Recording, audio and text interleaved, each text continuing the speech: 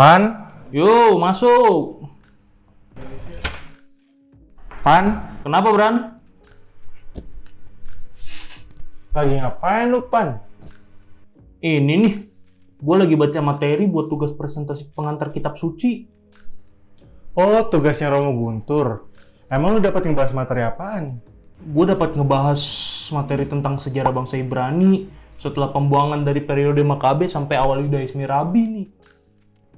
Wih, materi seru nih. Boleh kali gue belajar bareng sama lu. Yaudah yuk, kita belajar bareng aja. Gasken, Pan. Jadi menurut lu gimana nih awal perjalanan bangsa Ibrani di periode Makabe sampai awal Yudaisme Rabini? Jadi begini, Bran. Gue rangkum sedikit ya sejarahnya. Jadi, awal perjalanan bangsa Ibrani dalam periode Makabe muncul yang namanya kaum Helenisme. Nah, kaum Helenisme itu apa? Kaum Helenisme itu adalah orang-orang yang menganut kebudayaan Yunani. Helenis berasal dari kata Helleneizein yang berarti berbahasa Yunani atau menjadikan Yunani. Helenis adalah roh dan kebudayaan Yunani. Sepanjang roh dan kebudayaan itu memberikan ciri-cirinya kepada para bangsa yang bukan Yunani di sekitar kawasan Lautan Tengah, mengadakan perubahan-perubahan di bidang kesusastraan, agama, dan keadaan bangsa-bangsa itu. Pada saat itu, kebudayaan Yunani atau Helenisme dibawa pertama kali oleh Alexander Agung pada saat invasi dari daerah Yunani hingga India, serta juga dia meliputi daerah Ibrani pada sekitar tahun 336 sampai 323 sebelum Masehi. Dengan demikian, kebudayaan Yunani mempengaruhi juga perjalanan bangsa Ibrani pada saat itu, sebab kaum Helenisme mendukung integrasi penuh dunia Yahudi ke dalam dunia Helenistik. Jadi hadirnya kaum Helenisme dalam kebudayaan Ibrani ini sangat membawa pengaruh besar ya? Betul banget tuh. Bahkan ya, mereka juga ingin memodifikasi undang-undang Yahudi sesuai dengan kebiasaan dan pola mental hidup mereka. Oh, lalu Makabe itu siapa dong? Makabe itu ialah julukan yang diberikan oleh kaum Yahudi kepada Yudas yang adalah anak ketiga dari Matatias, seorang imam yang berasal dari garis keturunan Pineas dan dihormati oleh kaum Yahudi. Hal ini juga yang menjadi awal mula dari kerajaan Yudea atau dinasti Hasmonean. Dinasti Hasmonean? Dinasti apa tuh? Kayak gue baru denger ya kalau ada dinasti Hasmonean. Oh iya, gue belum ceritain awal mulanya gimana ya. Jadi begini, Bran. Awal mulanya itu terdapat perang saudara yang diakibatkan dari perebutan tahta sebagai seorang imam besar Yahudi.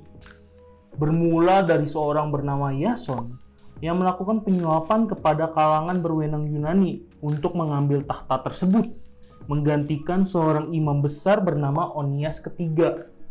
Hal ini tentunya berpengaruh juga dong terhadap tiga kaum besar yang terdapat di bangsa Ibrani pada saat itu. Yang pertama adalah para kaum Sadokit yang awalnya ikut berperang lalu meninggalkan perang dan pergi ke Mesir untuk berlindung kepada Onias keempat yang adalah anak dari Onias ketiga. Lalu juga ada kaum Enseni yang merasa segala sesuatu yang sedang terjadi di dunia ini sudah tercemar. Maka mereka memutuskan untuk mengasingkan diri ke padang gurun untuk lepas dari dunia luar. Dan yang ketiga adalah kaum Asedei yang awalnya juga ikut berperang. Mereka juga memutuskan untuk keluar dari pertarungan. Nah, selain itu, terdapat juga kebijakan dari Menelaus, seorang penguasa pada saat itu, di mana kebijakannya dianggap oleh kaum Yahudi telah menodai bait suci dan tradisi kaum Yahudi, sehingga memicu reaksi dari Matatias, bapa dari Yudas Makabe, untuk mengangkat senjata dan melawan Menelaus.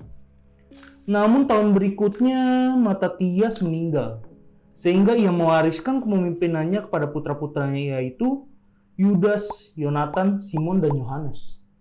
Hal inilah yang menjadi awal mula kerajaan Yudea atau dinasti Hasmonea. Oh, begitu toh sejarahnya. Oke, gue mulai paham dengan alur ceritanya. Namun yang terbenak dalam pikiran gue nih saat ini, apakah ketiga kaum besar Ibrani itu akan pulang ke Israel atau menetap di sana? Kalau menurut sejarah yang ada ya, mereka tidak pulang lagi sih ke Israel dalam rentang waktu yang dekat pada saat itu. Sebab hal tersebut juga diungkapkan oleh kaum Sadoki yang berada di Mesir, di mana mereka mengungkapkan bahwa tidak ada harapan yang masuk akal untuk pulang ke tanah air karena bait suci Yerusalem telah tercemar. Namun, dalam perkembangan waktu muncul kelompok-kelompok baru seperti kaum Farisi dan kaum Saduki. Kalau boleh tahu, apa itu kaum Farisi dan kaum Saduki? Kaum Farisi itu merupakan kaum yang hidup berdasarkan hukum Taurat, sebab menurut mereka, hukum ini adalah nilai yang tidak dapat dicabut dan satu-satunya cara untuk memperoleh keselamatan. Pada akhirnya, mereka sangat setia dengan hukum Taurat ini, dengan menjalaninya dan menjaganya. Sedangkan kaum Saduki adalah kaum yang lebih mengarah kepada politik dan menganggap bahwa perang dipandang sebagai kebutuhan sejarah dan cara Tuhan memberikan keselamatan terhadap Israel. Itu Bran penjelasannya. Wah, pantesan ya orang-orang Farisi dalam kitab suci sangat menjunjung tinggi hukum Taurat, terutama hari Sabat. Nah, coba ceritain lagi dong tentang kelanjutan dinasti Hasmonea. Kayaknya seru tuh. Tapi habis ini beliin gue minum ya. Buset, sampai diem, gue bercanda doang kali Bran. Yaudah kita lanjutin aja ya. Jadi setelah masa kepemimpinan dari Simon berakhir dan digantikan oleh cucunya yang bernama Alexander Jenius, yang menjadi raja Yudea pertama pada saat itu ialah Simon Makabe, bukan Yudas Makabe. Nah, setelah Alexander Jenius meninggal, kepemimpinannya ini lalu digantikan oleh istrinya, Alessandra Salome, yang menjadi seorang ratu. Sementara anaknya Hyrcanus II menjadi imam besar Yudea. Sang ratu bertanggung jawab terhadap pemerintahan internal, dan setelah kematian sang ratu, kaum Farisi mendapatkan pengakuan dan kewenangan dari dinasti Hasmonean untuk memegang tanggung jawab yang telah diturunkan dari sang ratu yang telah meninggal.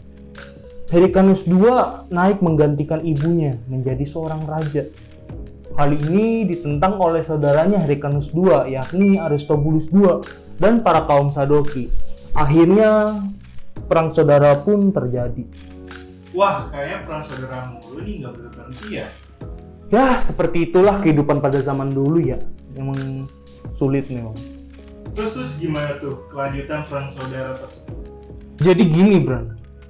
Aristobulus itu mengalami suatu kekalahan dan pasukannya terkepung di Yerusalem. Hal ini membuat Aristobulus meminta bantuan kepada Scaurus yang adalah salah satu penjabat Romawi. Hal ini ditanggapi serius oleh seorang yang bernama Scaurus itu. Ia adalah utusan dari Roma yang saat itu sedang berada di Damaskus. Nah, maka dari itu, dalam praktik politik bangsa Romawi, dijelaskan bahwa Roma akan membantu yang paling lemah dalam peperangan. Scaurus mendesak Hyrcanus untuk mundur dari pengepungan, tetapi terdapat seorang politikus Romawi dan prajurit bernama Pompei yang ikut hadir di Yerusalem yang memutuskan Roma untuk berpindah pihak membantu Hyrcanus setelah mengetahui pada sisi Hyrcanus berdiri seorang yang berpengaruh. Ia bernama Antipatro. Antipatro ialah seorang Yahudi Idumea yang memahami dengan sempurna logika kapitalisme ini. Setelah itu, kemenangan didapatkan oleh Hyrcanus dan sang raja mendapatkan kembali gelar imam besar.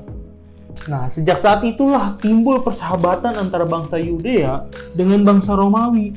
Bahkan bangsa Romawi ikut andil dalam pemerintahan bangsa Yudea.